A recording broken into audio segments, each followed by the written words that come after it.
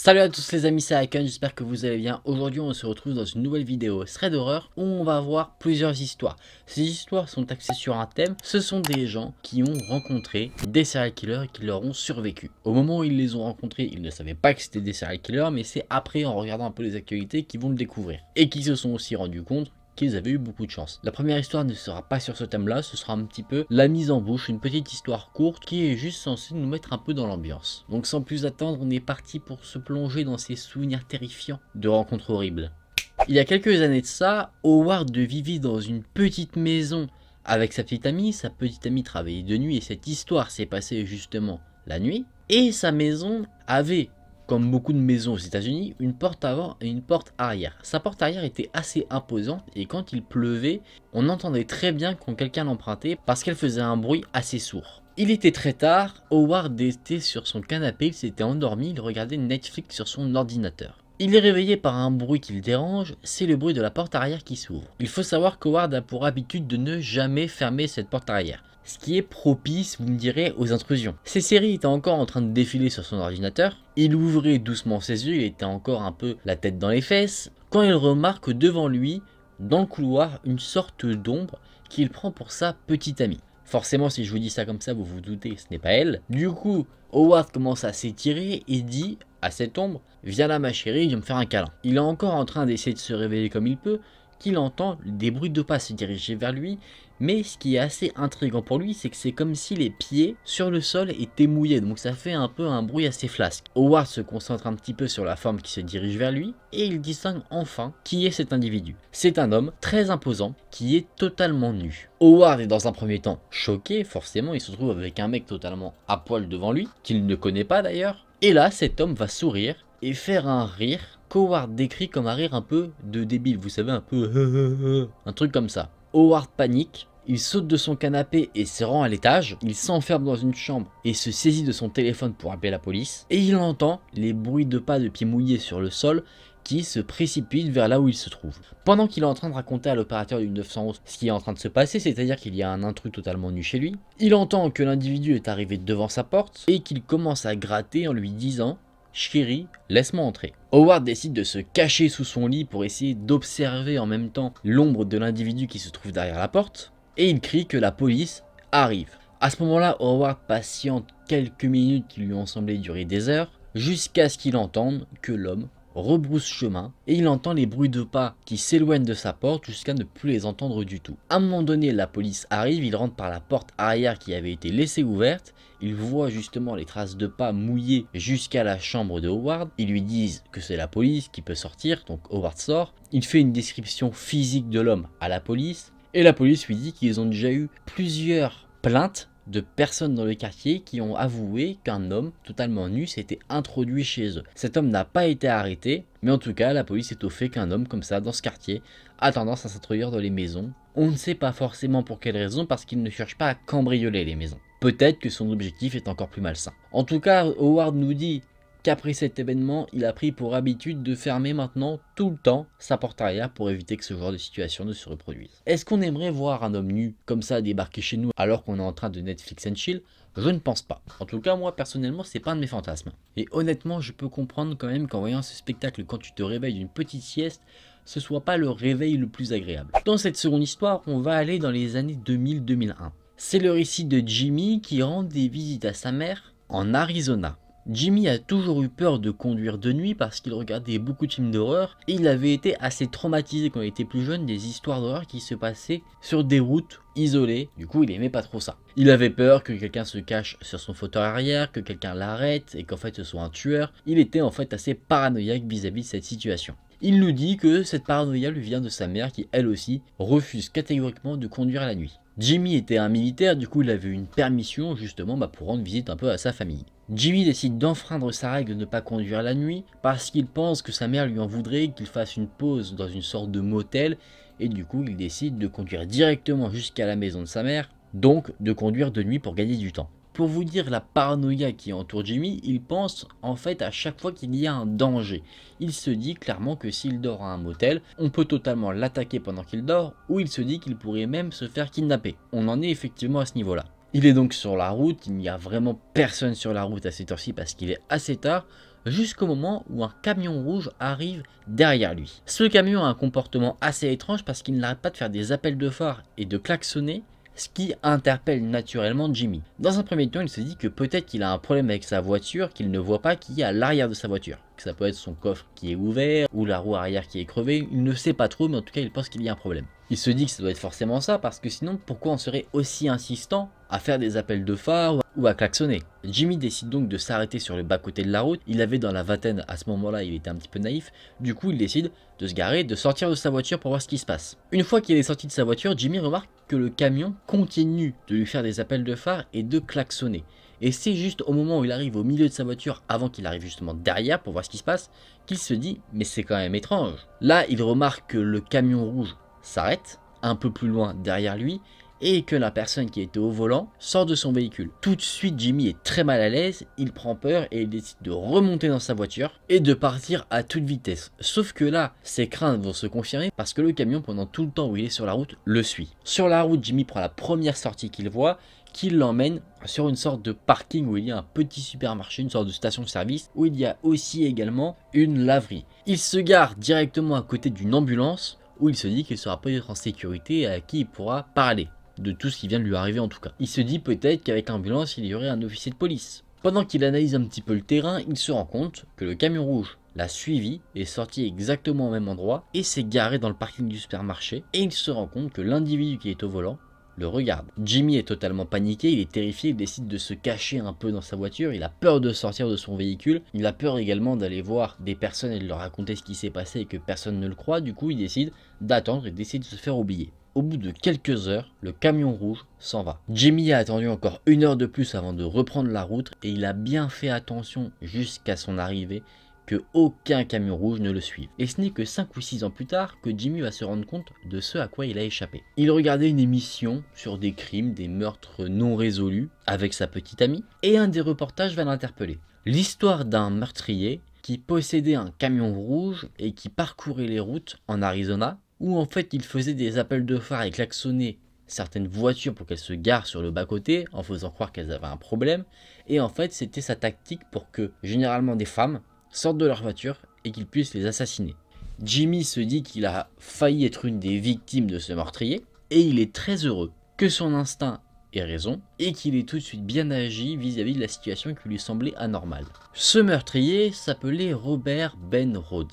Il a été accusé de 3 meurtres mais est supposé en avoir commis au total 50. Il s'attaquait principalement à des femmes et il faut savoir que cet homme se servait de son camion comme son terrain où il commettait ses meurtres. Je m'explique. Un de ces meurtres, c'était un meurtre d'un couple d'autostoppeurs. Il les a pris en autostop, il a immédiatement tué l'homme du couple et la femme, il l'a enfermée à l'arrière de son camion qu'il avait aménagé comme une grande salle de torture. Autant vous dire qu'il ne faisait pas que tuer les gens, il les torturait, il les agressait. Vraiment une personne des plus malsaines. Cet homme est toujours en vie et emprisonné. Donc on peut se le dire clairement, Jimmy a eu énormément de chance car il aurait pu se retrouver sur le tableau de chasse de ce meurtrier bien sanguinaire. Dans cette troisième histoire, on va voir le récit de Stella qui s'est passé en 2006. Elle était étudiante à l'université et elle vivait dans un complexe d'appartements qui appartenait à l'université, une sorte de résidence universitaire. Elle habitait au rez-de-chaussée et son appartement donnait sur une rue dans la ville de Phoenix, aux États-Unis, qui était appelée Baseline. Durant l'été 2006, la ville de Phoenix était le terrain de chasse de 2 tueurs en série. Le premier, c'était le tireur de Phoenix qui en fait était 2 personnes qui s'amusaient à tirer sur des gens au hasard dans la rue. Et l'autre, c'était le tueur de Baseline qui était quelqu'un qui agressait les femmes et les tuait. Il y avait donc à ce moment-là 2 tueurs en série qui étaient encore en activité, donc forcément la vie dans la ville n'était pas des plus sereines. Vient donc l'automne 2006, et il faut savoir que le mois d'août est très chaud dans la ville de Phoenix. Du coup, ce que Stella faisait, c'était de laisser ses fenêtres ouvertes pour que l'air du matin rentre dans son appartement, parce que vu que c'était assez petit, assez confiné, elle avait vite très chaud. Un matin, un bruit étrange va la réveiller. Il était aux alentours de 5 h du matin. Le soleil commençait tout juste à se lever à ce moment-là, et le son qu'elle entendait qui l'avait réveillée, c'était comme si quelqu'un tapait sur sa fenêtre. Dans un état assez fatigué, elle n'a pas les idées claires, elle se dit que c'est peut-être un oiseau, ou des branches qui tapent sur sa fenêtre. Et là, de nouveau, ça tape, à chaque fois 3 fois, puis un silence. Au bout de 90 secondes où il n'y avait aucun bruit, les bruits recommencent. À force d'entendre ce bruit, Stella se dit que ce bruit n'est pas dû au hasard, à des branches ou un oiseau, c'est l'action d'un humain, et elle se dit donc que c'est son petit ami. Pourquoi elle pense ça? Parce que son petit ami avait pour habitude d'essayer de faire peur à Stella parce qu'elle trouvait que quand elle avait peur, elle était mignonne. Stella décide de ne pas répondre, de le laisser un peu s'amuser, mais à force d'entendre ces bruits-là, ça commence à la rendre de plus en plus énervée. Elle commence un peu à avoir la rage. Elle se dit, il me saoule à me déranger pendant que je suis en train de dormir. Encore qu'il fasse ça quand je suis réveillé, tranquille, d'accord, mais là quand même, veut dire me déranger pendant que je dors. Il va m'entendre, ça va pas se passer comme ça, elle va l'engueuler. Et là, encore une fois, elle entend les bruits de tape sur sa fenêtre. Pour se venger, elle décide de prendre un verre d'eau glacée et en fait ce qu'elle veut faire c'est le jeter par-dessus la fenêtre pour arroser son petit copain et lui faire prendre conscience que ça ne se fait pas trop de déranger les gens quand ils dorment. Elle prend donc son verre d'eau, elle se dirige vers la fenêtre et là elle voit un mouvement. Du coup elle décide d'un peu regarder en se cachant pour essayer de voir un maximum ce que c'est sans elle montrer qu'elle est à la fenêtre et elle se rend compte que ce n'est pas du tout son petit ami. Et là elle dit « Oh mon Dieu !» très fort, instinctivement, c'est une phrase qui est sortie toute seule mais dans un ton assez énervé. Et là, dans son récit, elle essaye de décrire ce qu'elle a vu. Elle a vu un homme qui l'a regardé dans les yeux. Et dans son regard, elle s'est sentie totalement mal à l'aise. Et il avait un regard creepy. Ses yeux hantent encore aujourd'hui la mémoire de Stella. Et elle nous dit même qu'il n'y a aucun mot qui pourrait décrire la malsénité de cette personne. Les yeux de cet homme sont comme s'ils étaient totalement noirs, sans pupille dedans, comme si cet homme n'était qu'un prédateur. Elle dit que c'est exactement la sensation qu'elle a eue quand elle a vu des photos de Ted Bundy, un serial killer très connu qui a fait énormément de victimes, ou encore celle de Charles Manson. Donc c'est pour dire à quel point ce qu'elle a vu l'a terrorisée. Stella est paniquée, elle arrive à voir un peu l'homme qui est accroupi sous sa fenêtre. Il était habillé tout en noir, pantalon noir, pull noir, casquette noire. Et elle ne voit pas trop sa couleur de peau vu qu'il fait encore assez sombre bien que le soleil se lève, mais elle a l'impression que l'homme est hispanique, c'est-à-dire qu'il a le teint un peu bronzé. Tout ce que je viens de vous décrire à l'instant s'est passé vraiment en quelques secondes et l'homme répond à ce qu'avait dit Stella, c'est-à-dire le « oh mon Dieu », il lui chuchote « est-ce que je peux te parler ?» Immédiatement cette phrase a donné des frissons à Stella. Elle nous dit qu'à chaque mot qu'il prononçait, elle était de plus en plus terrorisée.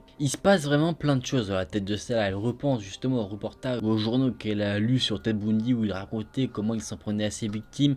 Elle se rappelle de sa mère qui lui dit qu'elle n'a pas besoin d'être sympathique avec des étrangers quand elle a peur, qu'elle doit les renvoyer bouler. Et du coup elle prend son courage de main et lui répond « bien sûr que non, casse-toi de ma fenêtre ». Stella ensuite referme sa fenêtre, la bloque, la ferme à clé.